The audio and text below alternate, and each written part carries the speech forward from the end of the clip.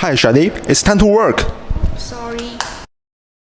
Hi everyone, I'm Shelly. Welcome to Bettersizer TV. It is a human nature to chase after the concept of beauty. Last year, under the impact of COVID-19, the face masks have become the new fashion items and there were less chances for us to put on makeups. As the pandemic is gradually being controlled, hopefully we can get rid of the face masks and put on beautiful makeups in near futures. Today, I'm going to interview some colleagues in Bettersizer Shenzhen office about their favorite cosmetics products. Come with me!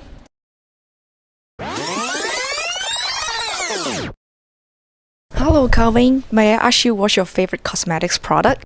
Let me show you. Mine is an eyeshadow palette because I can still apply it even with my face mask on. Wow, that's really smart, beautifying while practicing preventive measures. Thank you, Calvin.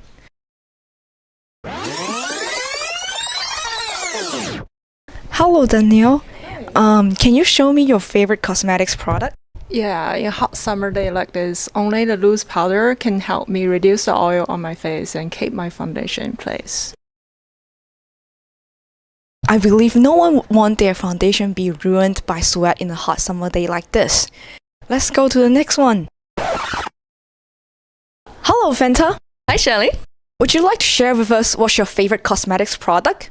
I think it's foundation because it covers all my skin imperfections.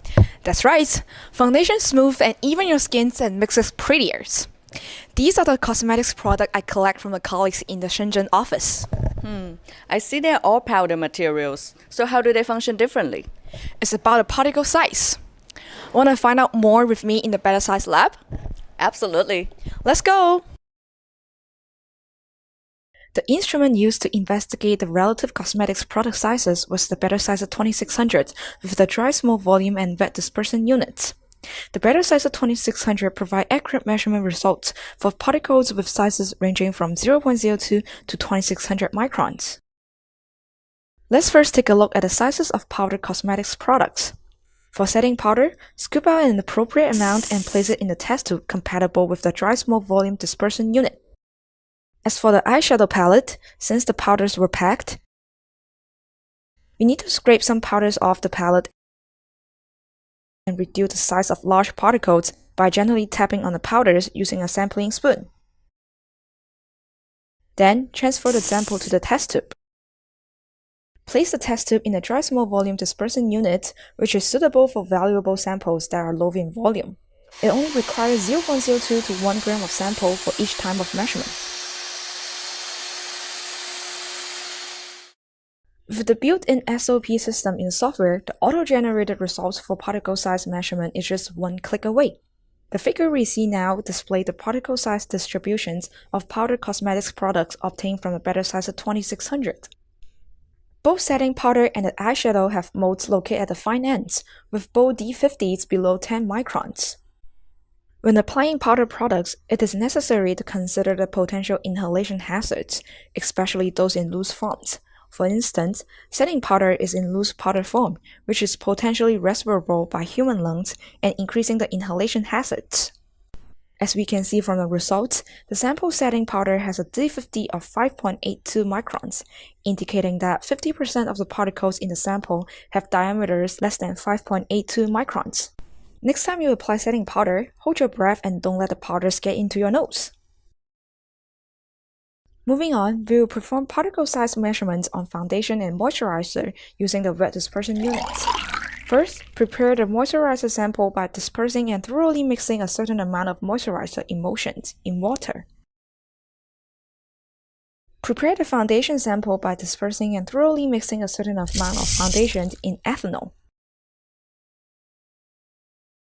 Make sure the samples are well dispersed in the medium.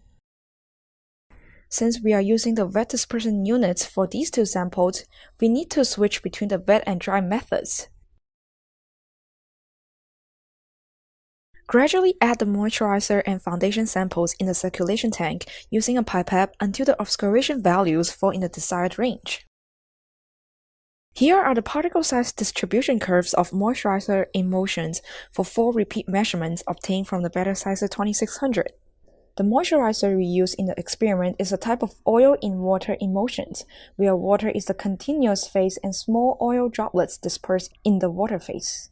The D50 of oil droplets in the emulsion is around 2.6 microns, which falls in the typical emulsion droplet size range of 0.1 to 10 microns. It is essential to control the particle size of droplets because it determines the overall stability of the emulsions. The overlapping size distributions and great repeatabilities from the repeat measurements suggest the ability of the Bettersizer 2600 to produce repeatable and reproducible sizing results. Let's take a look at the particle size distributions of foundations. Depending on different types of foundations, they are generally used to provide strong coverage, tone corrections, smoothness, oil removal or moisture upon applications on the face. Typically, a foundation is a mixture of various ingredients at different sizes, and it is reflected on the multiple peaks in the distribution curve. After turning the ultrasonic dispersion on, coarse particles that are approximately 70 microns in diameters are broken down into smaller pieces, adding one more peak in the distribution curve. The results demonstrate a high resolution of the Bettersizer 2600 in effectively distinguishing multiple peaks in a polydispersed sample. So, we have learned so much about the particle size and the cosmetics functionality. Shelly, did you just use my foundation as the testing sample? Better yet, subscribe to our channel so you won't miss any updates. See you next time. Bye!